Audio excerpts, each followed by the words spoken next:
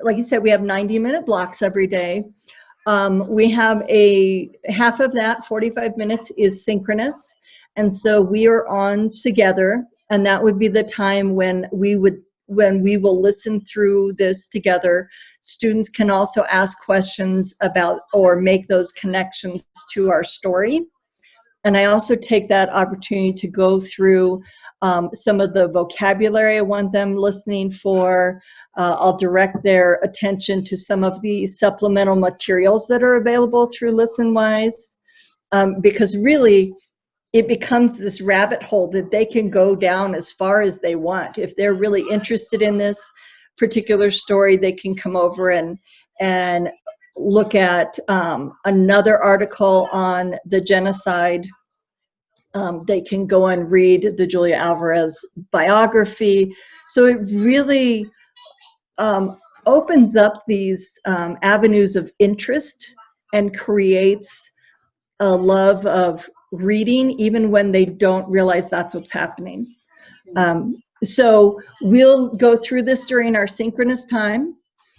And then I stay online, and students have the option of working off of the computer, well, off screen actually, as they're filling in and listening to this a second time.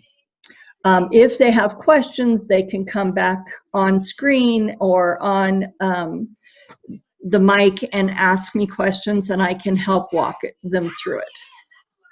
Yeah, it's interesting that you listen together, because I know other teachers use the opportunity to do the listening portion, sort of the what you would do before listening, like maybe read the questions as you say, look at the vocabulary, listen, and then maybe use the time for the after listening activities in person. But what do you think it is that bringing them together to hear it together helps? Does it spark a conversation, a discussion among them? It does. I think it sparks a conversation. Plus, I can stop the article as we go along, and I can clarify things that I think they might have questions about, or they can come off mute and ask me questions, or they can make connections. And I think just this shared experience of listening to it brings the class closer together, because as they are asking questions, you know, because for high school students, especially second language learners, they don't want to ask those questions out loud. They feel like it makes them seem stupid, to use a question or a term I don't like. But and so when we do listen to it together, I feel like it gives them more confidence to ask those questions. And then, you know, the rest of the class hears that, hey, you know, so-and-so had the same question, or, yeah, I see where that connection is. That's great. Are there some student learning highlights you can think of? How did students demonstrate their learning?